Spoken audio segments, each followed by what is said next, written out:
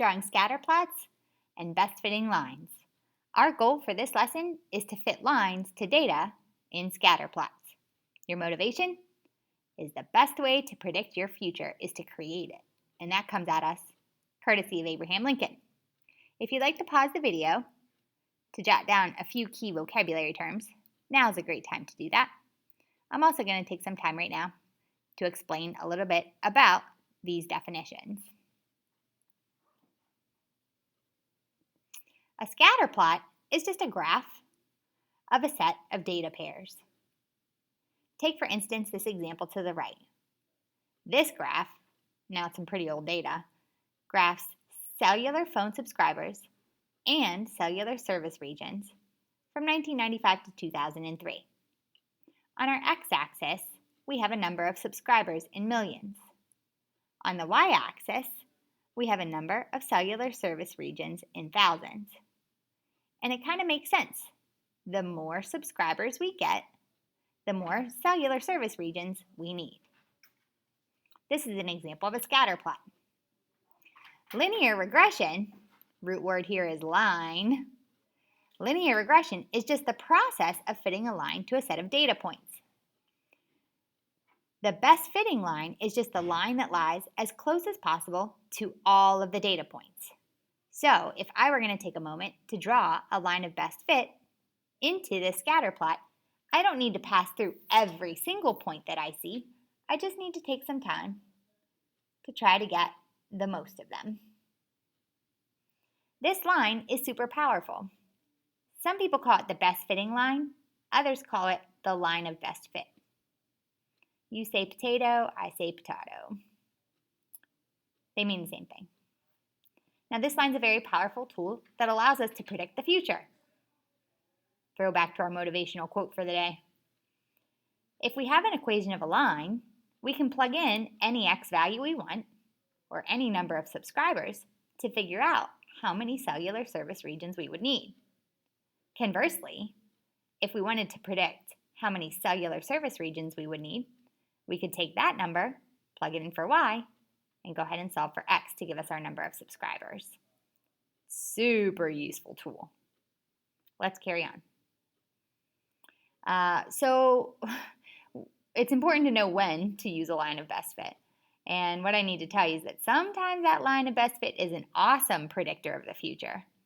Sometimes it's pretty gosh darn useless. So let's talk about this thing called the correlation coefficient. The correlation coefficient, denoted by R, and I always remember that is because the word itself has a lot of R's in it.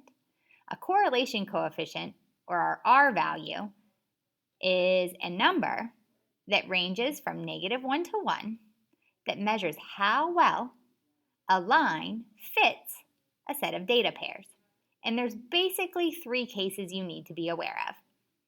We have the case, and you can go ahead and jot it down. We have the case where R is a value close to 1. R could be a number that's close to 0. Or R could be close to -1. As our definition says, it has to be a number between -1 and 1. Let's talk about the first case, where R is close to 1. If you'll take a look at the examples on the right, when we have a positive linear correlation, our R value is very close to 1. So if your R value were like 0.99 or 0.89, those are all numbers that round nicely to 1. And what that would tell us, just by looking at it, is that our line has a strong linear correlation. In other words, our line does a nice job of fitting through the data points on the scatter plot. So that's if our R value is close to 1, we can say it has a strong positive linear correlation.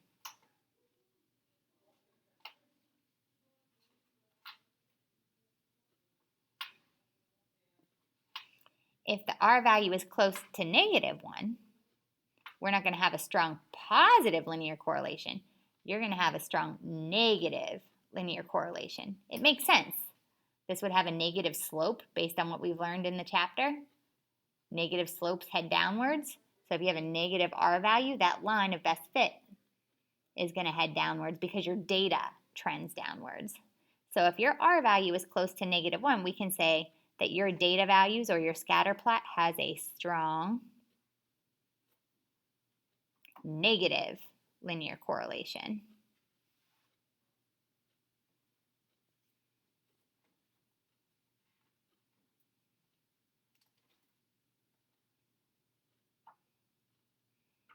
And now you might be saying, well, what's the 0 do? We'll go ahead and tell you.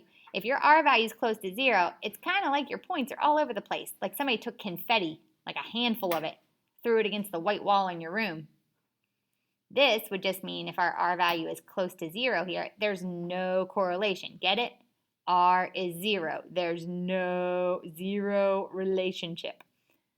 So if your R value is a number that's close to 0, we can say there is we could say that there's a weak or almost 0 linear correlation. There's no rhyme or reason to the dots. They're definitely not making a line.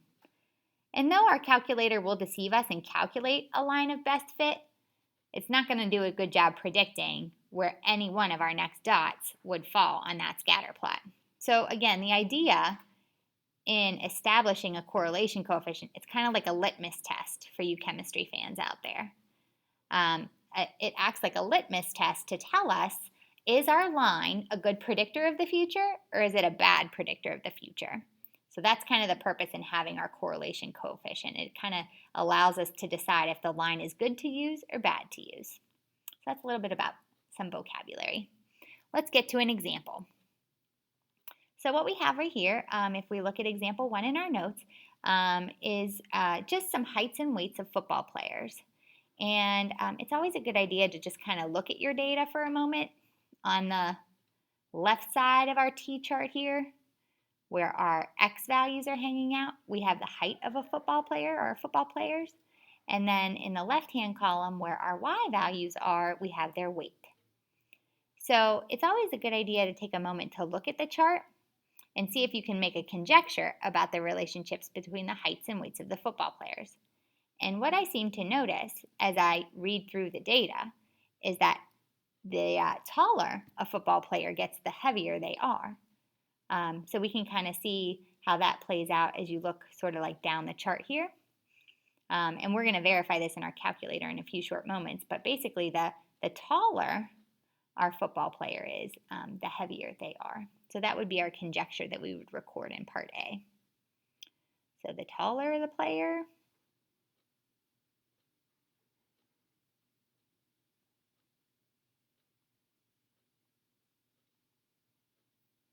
the heavier the player.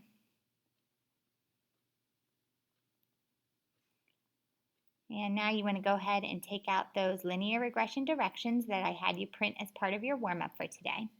And I'm going to show you here also on my screen how to go ahead and enter your data into your calculator. So at this point in time, you're going to go ahead into Stat, because that's where all of our statistics get done. So it's that button right there. And we are going to Edit, so press Enter. And in L1, you're going to want to go ahead and take a second to type in your information. So my first data value there is 70, and then 68. And then we have 70, 74, 70, 71, 68 and 68, 62, 70, and 67. And I always take a second to make sure I didn't skip any. So I have 11 data values. So let me take a look here, make sure I have 11. 1, 2, 3, 4, 5, 6, 7, 8, 9, 10, 11. So I entered all of those in. And now I'm going to go ahead into L2 and I'll type in the corresponding weight. So the 70-inch tall football player weighed 160 pounds there in the beginning. And then we have 145, 185, 190, 169, 155, 140, 150, 125, 160, and 154. The key problem that I'll run into if I have students in front of me for this particular activity is typos. So please take a second right now, pause the video, make sure you've done everything correctly and you've entered your data correctly into your calculator. The next thing we're going to go ahead and do is go ahead and get our scatter plot to appear on the graph. Now right now if I press graph, what you'll see is just something chilling there in Zoom Standard. I need a little bit more than that to appear on my screen. So what you're seeing sort of in your notes off to the side there is this option to select a window. And the window for us is going to depend on our X values, which in this case were the heights of the players, and the Y values, which are the widths. And I would go ahead, X min just stands for my smallest, or in this case, shortest football player. And I usually just go a little smaller than my smallest data value, which I see there is 62. So I'd go to maybe 60. And then this is going to establish the size of my x-axis for my scatter plot, basically, is what I'm doing now. My x max would be a little taller than my tallest player, so maybe like 75 inches tall, because it looks like my tallest was 74 inches there. And then you could scale it by, fives or by ones. It's kind of your call. So where my x min is on my calculator, I would type in 60, because that was a little shorter than our shortest. And then I want my x-axis to stop at 75 units. And then I'm going to scale that by fives. And then the Y min is going to be my lightest football player, a little lighter than my lightest, so a little less than 125 pounds, so maybe 120 pounds. And then my Y max would be just a little bit bigger than my biggest football player there, so maybe 200 pounds. And then I would definitely scale that one by tens, just because if you go too small, it's going to look like a big black line that you won't be able to read very nicely. So 120 was my minimum weight. I'm sorry, I said widths.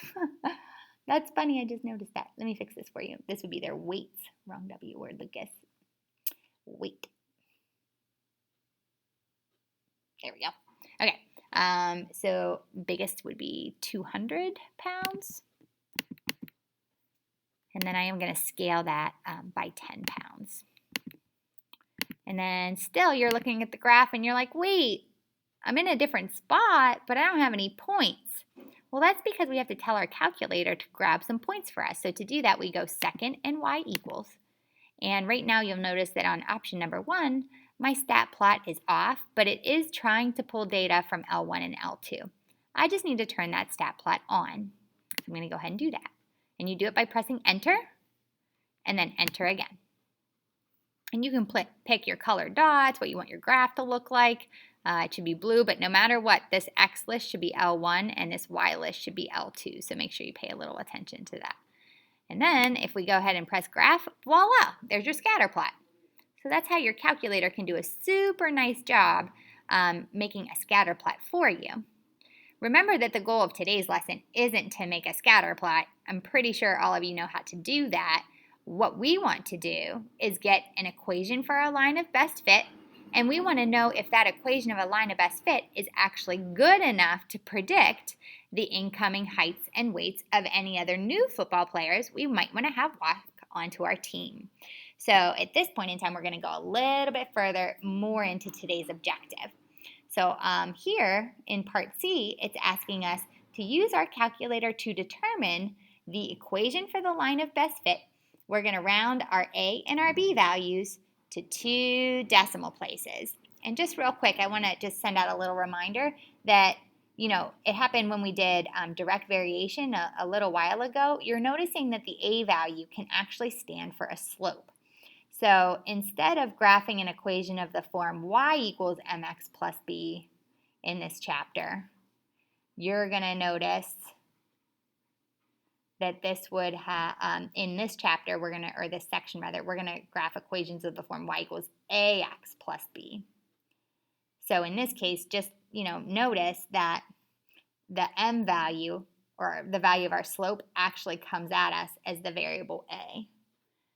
So where we see an a value, we just use that as our slope. So carrying on, it says use a calculator to determine the equation for the line of best fit. So let's go ahead and do that. We're going to go ahead and press stat. So we're calculating our linear regression right now. So stat, arrow over to calc, and then option 4 is our linreg. That's short for linear regression. Press enter, and then you're going to go all the way down to calculate.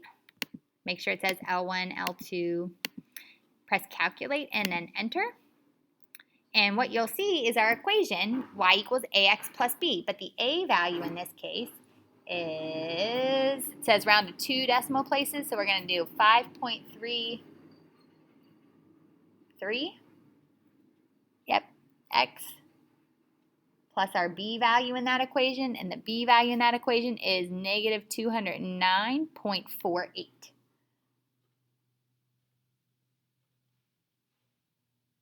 You could also just write that as 5.33x minus 209.48. Both of those are great. You might notice that right now, our calculator isn't pulling the correlation coefficient, which is super annoying. And chances are it's because I recently reset the RAM. In order to go ahead and get that correlation coefficient to appear, you're going to go to your catalog and look for something called Diagnostic on. It's just a setting. And that's what we need to do to get that correlation coefficient. So let's go ahead and do that. If you've ever gotten into a spot in your calculator where you don't know where a function is, we have this thing right above our 0. It's called the catalog. It's kind of like an index for your calculator. It's amazing if you ever lose track of where a certain button is. And I'm going to scroll alphabetically through it by getting down to the D's. I hit that little x to the -1 button. Or you could just hit your down arrow, until you turn purple. Okay, so you get your diagnostic on is what we're looking for right now. And you'll see that my arrow is pointing to it right now. I'm going to go ahead and press enter, and then enter again. And then that setting has been done for us. So we can go ahead and now do our regression calculation again. Again, we're going to press stat, and we want to do a calculation. So we're going to arrow over to calc, choose option 4, and head all the way down to calculate until it's bold.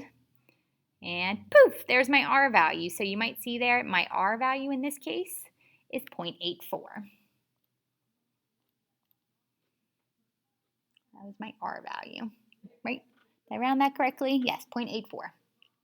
So what does that value mean? Well, 0.84 is a number that's almost 1. So if 0.84 is a number that rounds nicely to 1, that's the case where this data actually has a strong,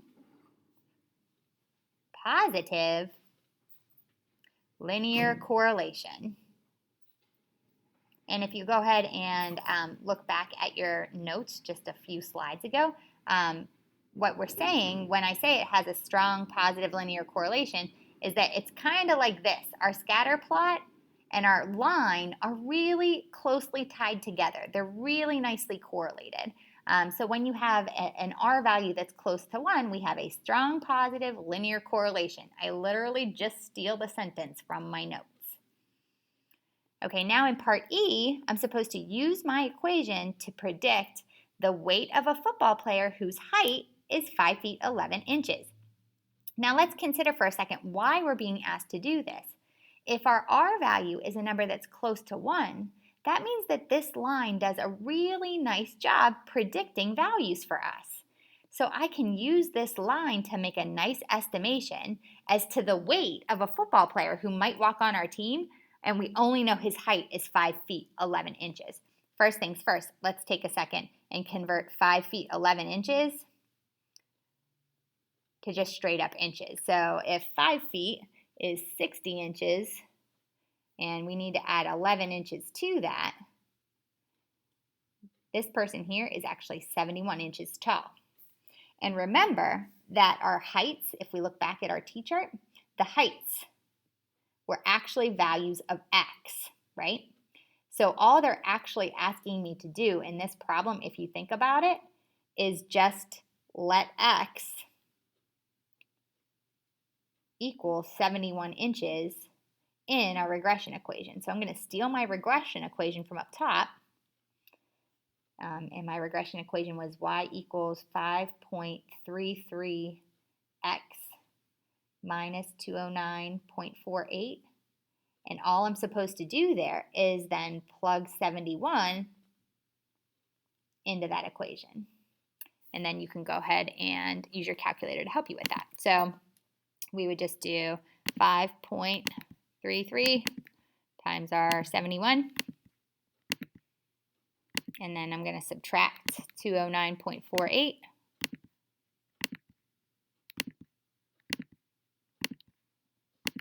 And I get about 168.95 pounds.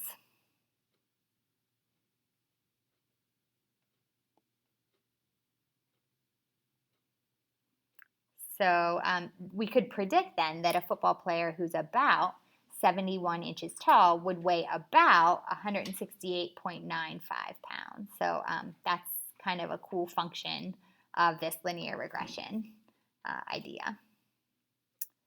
Okay, so what does the slope mean in this regression equation if you think back to it? Well, first of all, the slope for this particular problem is 5.33. And remember when we talk about slope, we talk about it as a rate of change, right? So in this case, if we're talking about is a change in y over a change in x from section 2.2, when we talk about our change in y, we're talking about the change in the weight, because those were our y values, over the change in the height of the football player. So now what we're going to do is we're going to turn our slope into a unit rate. The weight, or the slope rather, is 5.33 over 1, which means in words that for every inch increase in height, for every inch increase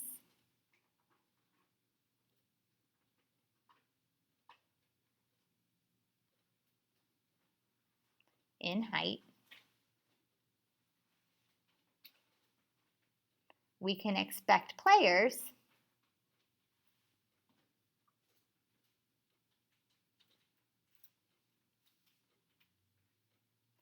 to be about 5.33 pounds heavier. So that's you interpreting your slope from your linear regression equation. Now, the y-intercept of this equation is funny, and this question is just plain like hilarious. Okay, so it was like 209 point, forgive me, I gotta scroll back, 209.48 pounds, right? Because it's a y-intercept. Y-intercept is a place where a graph crosses the y-axis. So in this case, the y-intercept is going to be the point, 0, negative 209.48. So if this is an x value, this is a height. Just going back to our t-chart, if you wondered why I made that, see here? Because it was a t-chart. The x values are our height. The y values were our weight. So going back to my problem, if x is a height, what I'm telling you is then y was a weight. So if you want to put this into words, what are we saying? Well, if a person or a player were 0 inches tall, they would weigh, according to our model, about negative 209.5 pounds. So if a player were 0 inches tall, he or she would weigh about negative 209.48 pounds. It's kind of funny, huh? It's just to get you to interpret that data point. That's all that question is getting you to do, getting you to put some meaning to that number. In our next video, we're going to go ahead and take a look at example 2, some women's Olympic 100-meter running winning times.